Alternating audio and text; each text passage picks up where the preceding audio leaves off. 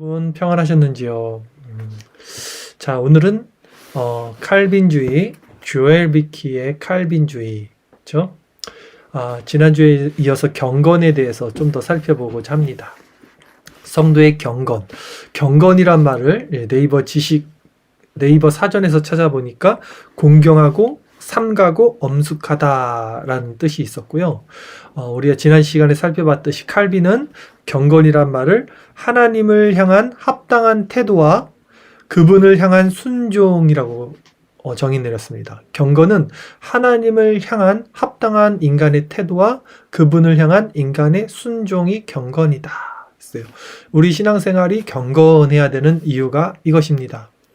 오늘은 교회를 통한 경건이라는 주제로 교회를 통해서 우리가 어떤 경건을 이룰 수 있는지에 대한 내용을 살펴볼 때 네 가지로 나눠서 살펴보겠습니다. 첫 번째는 교회, 두 번째는 말씀, 설교, 그다음에 세 번째는 성례, 네 번째는 시편, 찬미, 찬송, 이렇게 네 가지 방편을 통해서 경건을 우리에게 우리가 경건을 어떻게 가지게 되는지 내용을 한번 살펴보도록 하고요.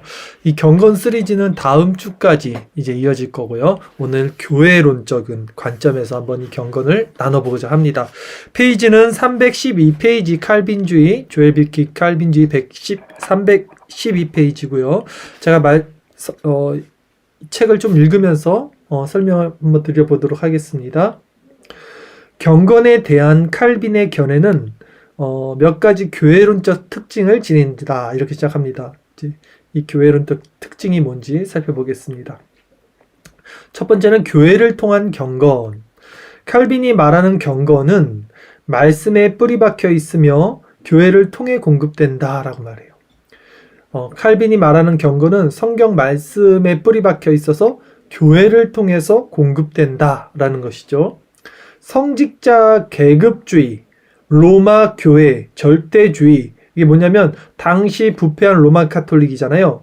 이 성직자 계급주의와 또 로마 교회 절대주의를 배격했음에도 불구하고 그럼에도 칼빈은 교회를 여전히 높이 평가하고 있다는 거예요.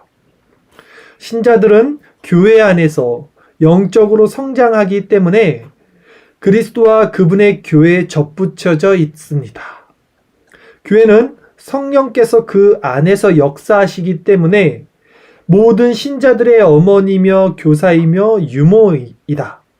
그러므로 신자들은 교회에 가르치는 사역을 통하여 성령으로 말미암아 경건을 키워간다. 이렇게 말을 합니다. 신자들은 교회에 가르치는 사역을 통해서 성령으로 말미암아 경건을 키워간다라는 것이죠. 신자는 교회를 통하여 영적 어린 아이에서 그리스도의 장성한 분량이 충만한 청년이 될까지 성장하며 죽을 때까지 교회를 졸업하지 않는다라고 그래요. 교회를 통해서 끊임없이 말씀을 공급받습니다. 그리고 성령의 조명하심을 통해서 믿음의 장성한 분량까지 자라나요. 이 교회의 바른 말씀을 듣는 것이 중요한 이유는 어떤 균형, 또 올바른 성장, 이런 것을 결국 교회를 통해서 말씀으로 듣기 때문입니다. 이러한 전 생애적인 교육은 신자들이 머리 대신 그리스도의 통치 아래 서로 사랑하고 돌보는 진정한 경건을 통해서 제공된다. 그러니까 이 교회를 통해서 말씀이 우리에게 주어질 때는 그리스도 통치 아래, 머리 된 그리스도의 통치 아래 서로 사랑하고 지체들이 돌보고 서로 이런 진정한 경건을 통해 제공된다는 거죠. 즉 이런 개별적인 교회로서는 한계가 있고 너희 두세 사람이 함께 있는 곳에 나도 함께 계신다 했고 아담과 하와를 사람이 독초하는 것이 좋지 않아 보여서 하나님이 이렇게 부부를 만들고 그곳에 최초 교회를 세웠듯이 교회는 유기적 공동체예요. 혼자 하는 신앙생활이 아닙니다. 왜냐하면 이렇게 서로 사랑하고 돌보는 그 관계적인 것을 하나님이 우리에게 허락하신 거예요. 아담과 하와 때부터 교회를 세워주시면서. 절대 혼자서 신앙생활 하는 거 아니에요, 여러분. 어떤 분들이 가난한 성도, 그러니까 교회에 어떤 자기가 들어가 있지 않고 소속돼 있지 않고 스스로 혼자서 이게 아니면 어떤 그 몇몇이서 이렇게 교회를 이루는 성향들이 있는 분들이 계시는데 이건 옳지 않아요.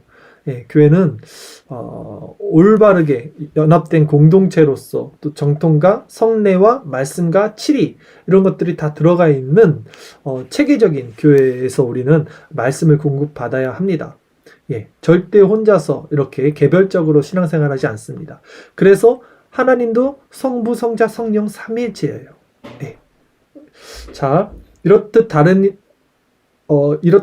그리스도의 통치 아래 서로 사랑하고 돌보는 진정한 경건을 통해서 제공되는 거예요. 이러한 교육은, 이 교회의 교육은 다른 이들의 은사의 도움을 받아야 하기 때문에 다른 신자들의 은사와 사랑의 성장을 격려합니다. 그리고 스스로 완전하지 않아요. 목사가 완전하지 않아요. 목사는 말씀을 전하는 직분을 가진 사람일 뿐이고 섬기는 사람은 섬기는 직분, 이런 식으로 은사들이 나눠져 있고 그 은사에 맞게 서로 나누는 것입니다. 그게 교회예요. 네. 경건이란 성도의 교제로부터 연원되는 것이기 때문에, 그러니까 연원이란 말이 근원된다는 거죠. 경건이란 즉 성도의 교제로부터 근원이 된다는 거예요. 너희 두세 사람이 있는 곳에 연합되는 그 마음에 경건이 있다는 거예요. 때문에 교회 없이는 경건의 성장도 있을 수 없다는 거예요. 유기적 공동체, 각 지체라는 것이죠. 교회 안에서 신자들은 은혜로 받은 은사를 공유함으로써 서로 밀접하게 결합이 되는 것입니다. 물론 완전하지 않아요. 이 지상의 교회는. 그렇기 때문에 서로 상처도 있고 또 서로 이런 미움도 있고, 고린도 교회 보십시오. 또 성경에 나와 있는 교회들도 그렇잖아요. 그럼에도 불구하고 완전하지 않지만 하나님이 교회를 허락하신 이유가 있다는 거예요. 예.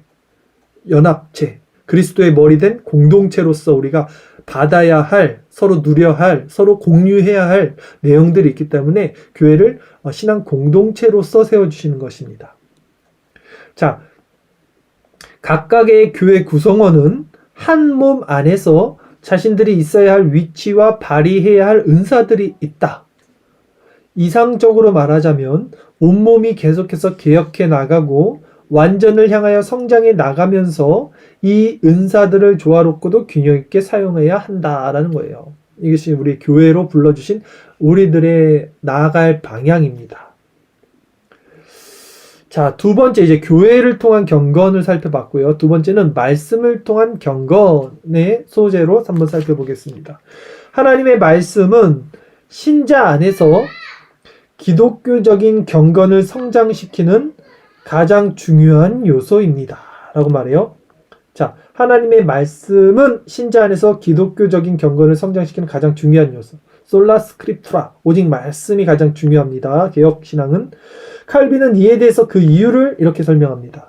참된 종교란 하나님과 사람 사이의 대화이다 라고 말해요. 칼빈이. 참된 종교는 하나님과 사람 사이의 어떤 소통, 대화라는 거예요. 하나님 편에서 이 대화의 일부분은 우리를 만나주기 위해 이 세상에 내려오시고 우리에게 말씀하시며 그런 말씀의 설교를 통하여 자신을 우리에게 알려주시는 계시예요. 이 대화의 또 다른 부분은 이제 하나님의 계시에 대한 인간의 반응이죠. 하나님은 말씀을 계시로 설교를 통해서 우리에게 주신다면 이에 대한 우리의 반응은 신뢰와 경배와 경건한 두려움 등을 포함하는 이 칼빈이 제시하는 바로 경건이라는 것입니다. 하나님의 말씀이 계시로 우리에게 올 때 비로소 인간의 반응이 경건이 일어난다라는 것입니다. 하나님의 말씀에 대한 설교는 성령께서 우리로 하여금 그리스도의 보혈에 감사하며 경외하는 사랑으로 거기에 반응하게 하듯이 우리를 구원하며 보존합니다. 칼빈은 인간의 설교에 임하시는, 자, 인간의 설교, 결국 설교는 인간이 하는 거지만 그 목사의 설교를 통해서 이 외적인 설교 안에서 내적인 성령의 역사로 은혜가 일어나는 거예요. 그래서 칼빈은 이 인간의 설교에 임하시는 성령의 능력으로 성도의 갱신이 성취된다고 말하는 거예요. 또한 그리스도의 몸이 덕 가운데 완성된다고 말을 해요. 덕 가운데 그리스도의 몸이, 교회가 즉 완성된다는 거예요. 뭐를 통해서? 설교를 통해서. 뭐로 말미암아? 성령으로 말미암아. 또한 칼빈은 설교가 우리의 영적인 음식이라고 합니다. 일용할 양식, 음식이 바로 우리 설교라는 거예요. 영적 건강을 위한 치료약이 또 설교라고 교훈을 합니다. 칼빈은. 이 땅의 의사들이 우리 몸을 진단하고 약을 처방해 주듯이 성령의 복이 임하는 사역자들은 하나님의 말씀을 우리 영혼에 조제해 주는 영적 의사들이다. 그래서 청교도들은 이 영적인 의사, 마음의 의사라고 표현을 하죠. 목사들을. 네. 이 영적 의사들은 하나님의 말씀을 사용해서 죄와 사망이라는 질병에 걸린 사람들을 진단하고 처방해 준다라고 말을 해요. 그래서 중요한 것은 진단하고 처방해 준다는 거예요. 진단을 한다는 거예요. 누가 진단을 합니까? 목사들이 성도들을 진단한다는 거예요. 흔히들 아니 왜 사람을 판단해? 라고 말하는데 목사들은요, 성도들을 판단할 수 있어야 돼요.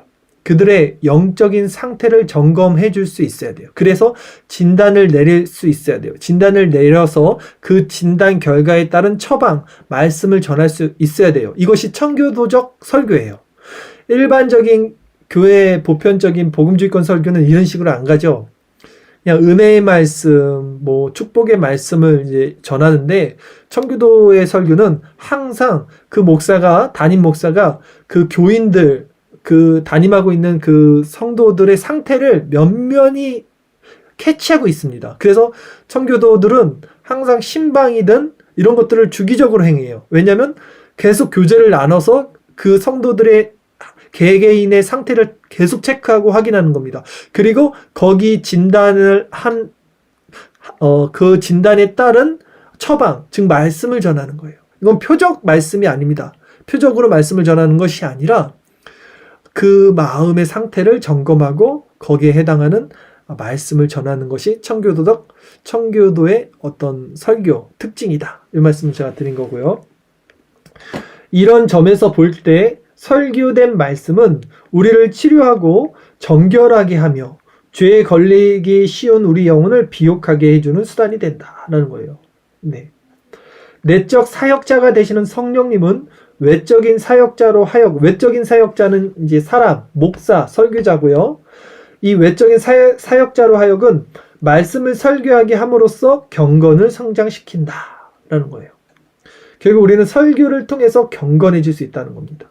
칼빈이 잘 말했듯이 외적인 설교자는 목소리를 높여서 귀에 들리는 말씀을 설교하지만 내적인 설교자, 이 성령은 선포된 말씀을 그리스도를 진정으로 전달하시는 분이다 라는 거예요.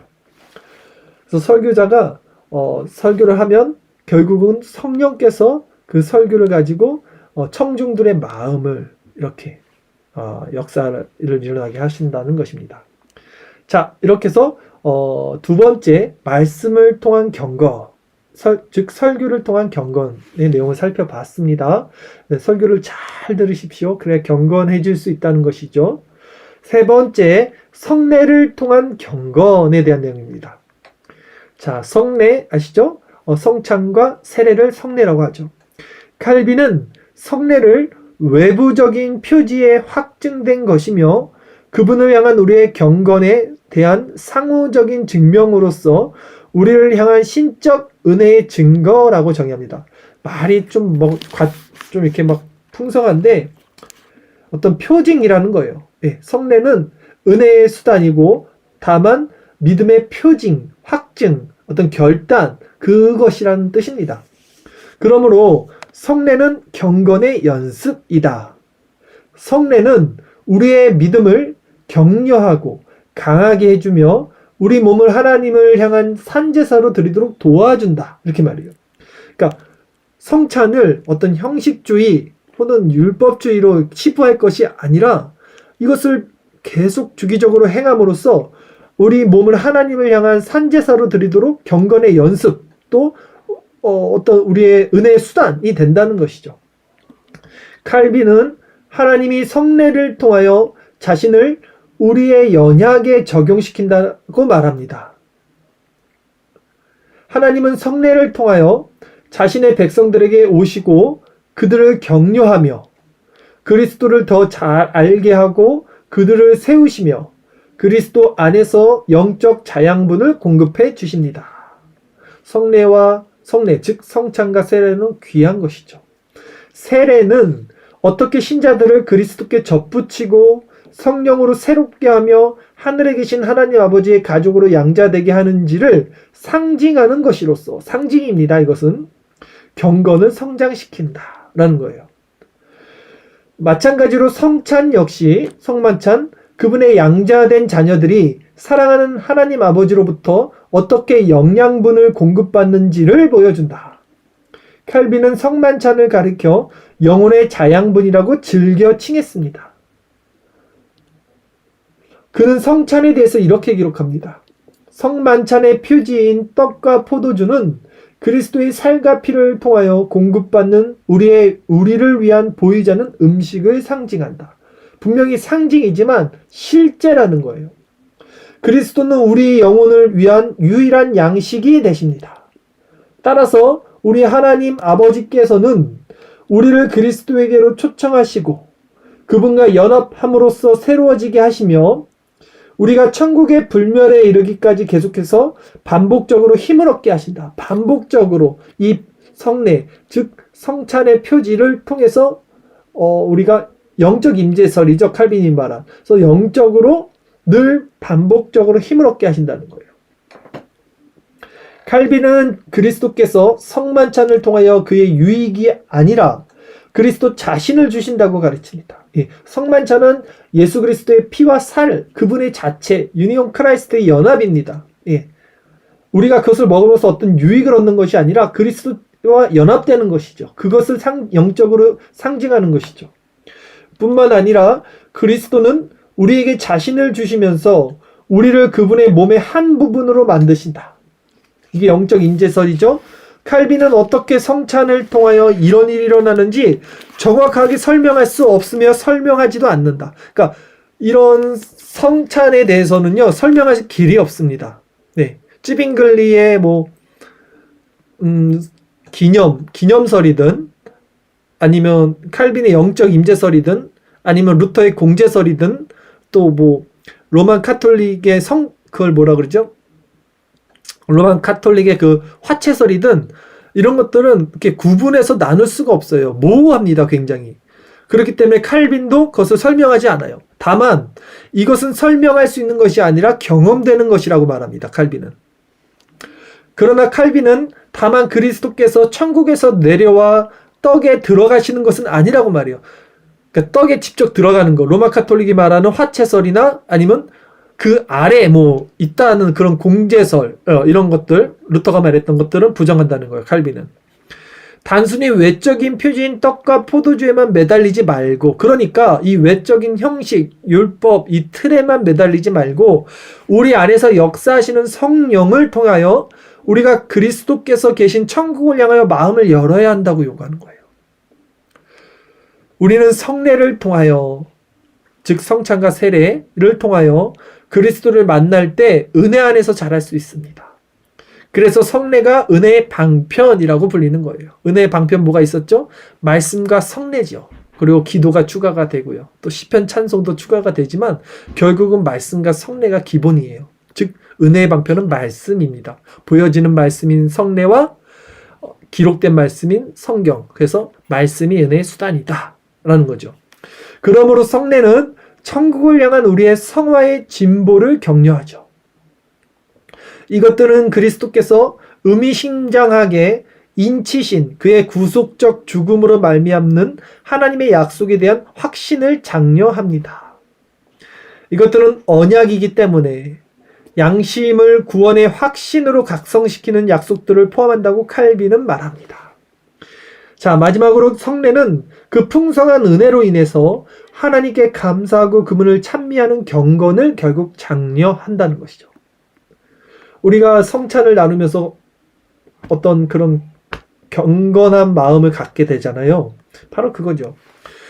우리는 자신을 위한 그리스도의 희생에 대한 반응으로 이 감사의 제사를 올려드리죠. 우리는 하나님께서 성만찬을 통하여 우리에게 베푸시는 천국의 만찬 앞에서 우리 삶을 복종시킵니다. 우리는 성령의 은혜로 말미암아 성만찬을 통하여 왕같은 제사장으로서 하나님을 향한 감사와 찬미의 산제사를 올려드립니다. 따라서 주의 만찬은 신자가 받는 은혜의 경건과 감사의 경건을 자극하고 격려하는 수단입니다. 네, 이렇게 해서 우리가 성례를 통한 경건을 또 살펴봤습니다. 자, 지금까지 세 가지 살펴봤어요. 교회를 통한 경건, 또 말씀, 즉 설교를 통한 경건, 그리고 지금 성례를 통한 경건. 또 마지막 우리가 교회의 경건을 나눌 때 마지막 네 번째는 시편 찬미를 통한 경건에 대해서 마지막으로 살펴보도록 하겠습니다. 칼빈은 시편을 경건의 정경적 교과서로 간주합니다 했어요. 자, 칼빈은 그의 성경 주석 가운데 가장 방대한 분량인 5권의 시편 주석에 머리말에 다음과 같이 기록합니다. 하나님을 찬미함에 대한 올바른 태도와 법도를 이보다 더 완벽하게 가르쳐주는 또는 이보다도 더 강력하게 경건을 시행하도록 자극하는 다른 성경은 없다라고 시편 자체를 굉장히 친송한 거예요. 칼빈은 그의 주석서에서.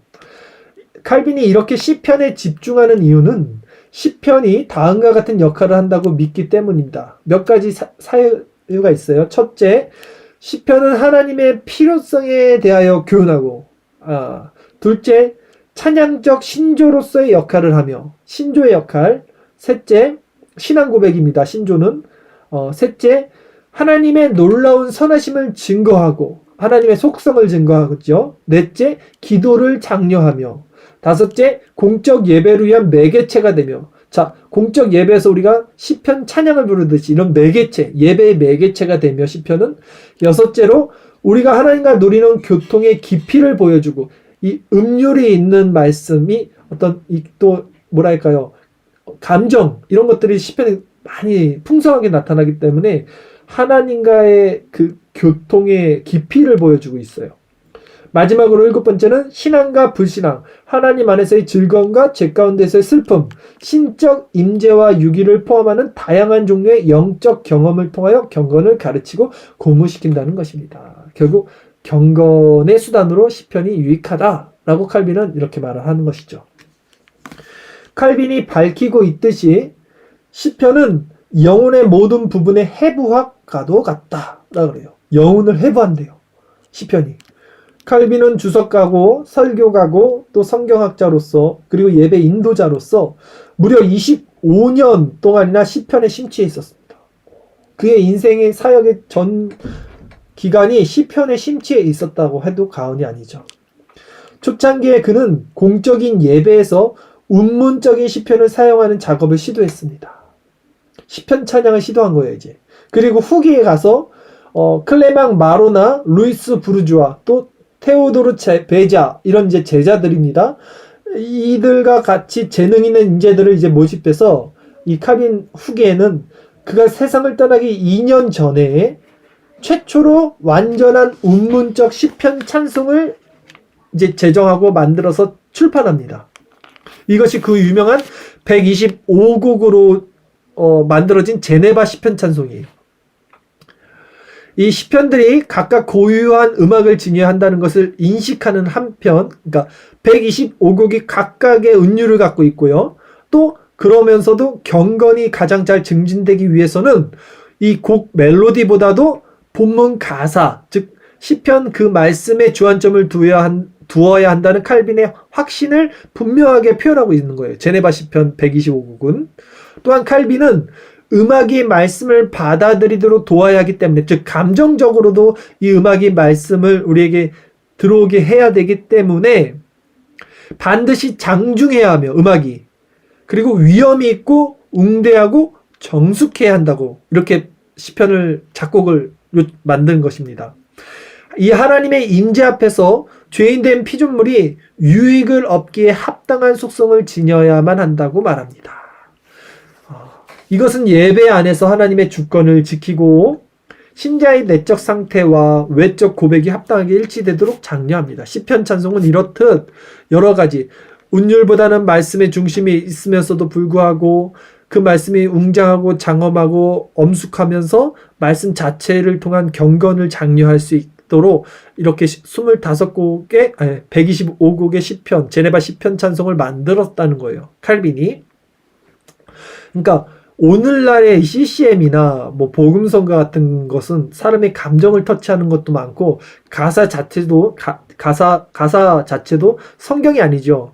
예, 하나님의 은혜의 방편인 성경, 즉 시편이 아닌 인간이 만들어낸 어떤 그 내용들이 섞여 있기 때문에 우리가 그것을 좀 경계하고 좀 구별하고 좀 분별할 줄 알아야 되는 거예요. 물론 나쁜 것만도 아니지만 잘 분별해서 듣고 따라 부르고 해야 되는 거고, 특히 예배, 공예배 때는요, 이런 복음성가나 아니면 찬송가 뒤쪽에 있는 그런 이제 알미니암주의적 찬송가들은 좀 배제해야 됩니다. 왜냐하면 예배라는 것은 결국 하나님께 드려지는 제사이기 때문에 인간의 것으로 드려지는 게 절대 아니에요. 예배의 모든 요소들은 인간의 힘으로 드려지는 것이 없습니다. 그래서 찬양도 인간이 드리는 찬양이 아닌 하나님의 말씀을 가지고 찬양을 하기 때문에 시편 찬송을 공예배 때 쓰는 거예요. 괜히 쓰는 게 아니고. 네.